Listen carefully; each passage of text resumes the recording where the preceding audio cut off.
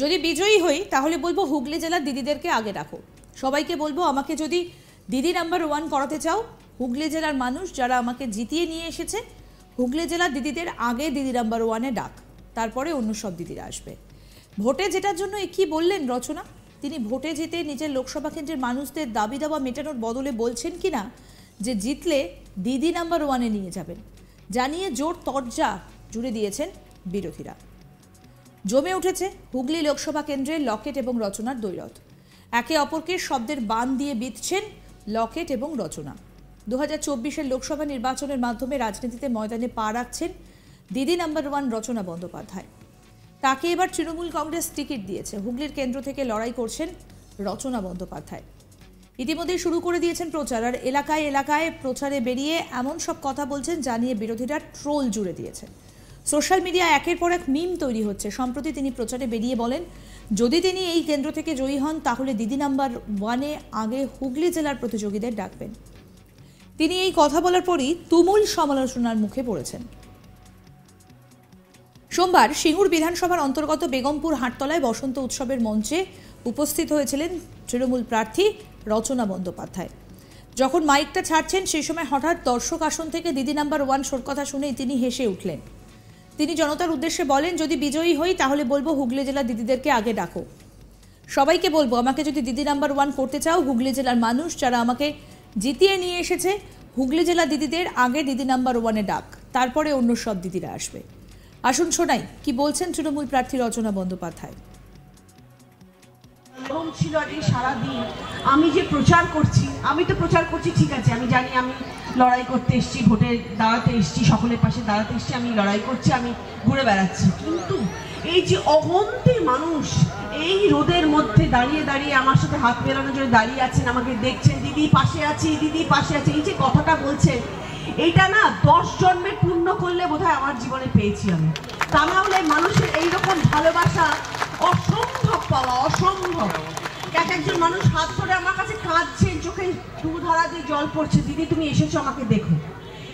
এইটা যে কত বড় পাওয়া, আমি জিতবো হারবো সেটা অনেক পরের ব্যাপার। এইটাই পরম প্রাপ্তি আমার জীবনে, আমার জন্মের পরম প্রাপ্তি যে মানুষের আশীর্বাদ আমার সাথে রয়েছে, আর আপনাদের সকলের ভালোবাসা আমার সাথে রয়েছে। আমি এর থেকে বেশি আর কিছু চাই না। আপনারা সবাই ভালো থাকুন, সুস্থ থাকুন, এটাই প্রকার পরিপ্রেক্ষিতে এই কথাগুলো বললাম যে আপনারা সুস্থ থাকবেন, কারণ প্রচন্ড গরম পড়েছে। আপনারা হয়তো আমার সাথে থাকবেন, আমি যখন প্রচারে আসবো আমার পাশে থাকবেন, কিন্তু সবাই ভালো থাকুন। আপনাদের সবাইকে আমার চাই, আপনাদের আমাকে কতটা চাই জানি না, কিন্তু আপনাদের সকলের আশীর্বাদের হাতটা আমার মাথার উপরে চাই। ভালো থাকবেন। দিদি নাম্বার 1-এর কথা তো একটাই কথা, বিশ্ববিখ্যাত, এবার বলো, এবার আপনারা বলবেন, আপনাদের তো সুযোগ দিচ্ছি এবার বলার, এবার আপনারা বলবেন। আরো একটা কথা বলে দিই, যদি আসি, যদি বিজয়ী হই, তাহলে সব থেকে বড় কাজ যেটা আগে করবো সেটা জি বাংলার সাথে আগে বসবো, আগে বসো, হুগলির দিদিদেরকে আগে ডাকো। সবার আগে বলবো, ভাই আমাকে দিদি নাম্বার 1 করতে চাও, আমার হুগলি জেলার মানুষ আমাকে জিতিয়ে নিয়ে এসছে, হুগলি জেলার দিদিদেরকে আগে দিদি নাম্বার 1-এ ডাকবো, তারপরে সব দিদিরা আসবে। চেষ্টা করবো। অনেকে গেছেন খেলতে, আমি জানি অনেকে গেছেন, হয়তো এখান থেকে কেউ গেছেন কিনা আমি জানি না, কিন্তু প্রচুর মানুষ এরকম আমাকে বলেছেন। আমরা কেউ বলেছে সিঙ্গুর থেকে এসছি, কেউ বলেছে আমি চুচুড়া থেকে এসছি, এরকম অনেক জায়গা থেকে, কেউ চন্দননগর থেকে এসছে, অনেক দিদিরা এসছে। এখন সব মনে পড়ে আমার, তারা বলে আমরা হুগলি থেকে এসছিলাম, হুগলি দিদি আপনি এখনো আমাদের পুজো দেখেননি, আপনি এখনো জগদ্ধাত্রী পুজোর প্যারেডে দেখেননি, আমাদের এখনো চন্দননগরে পুজো দেখেনি। সত্যি দেখিনি, আমি আজ অব্দি যাইনি কোনোদিনও চন্দননগরে পুজো দেখতে, এইবার দেখবো আমি, এইবার আমি আনন্দের সাথে গিয়ে দেখবো। হ্যাঁ আচ্ছা, বেগমপুরে বিশ্বকর্মা পুজো ফেমাস, এবার থেকে তাঁতিতে বিশ্বকর্মা পুজো, এবার সেখানেও আসবো। একবার জোরে হাততালি হোক, এত কম কেন, আরো জোরে।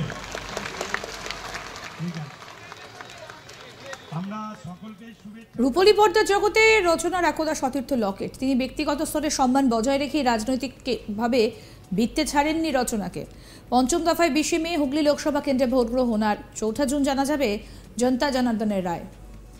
তখনই জানা যাবে হুগলির মানুষ কার ওপর ভরসা রাখলেন। আরও আপডেট পেতে দেখতে থাকুন আজ তাক বাংলার ইউটিউব চ্যানেল।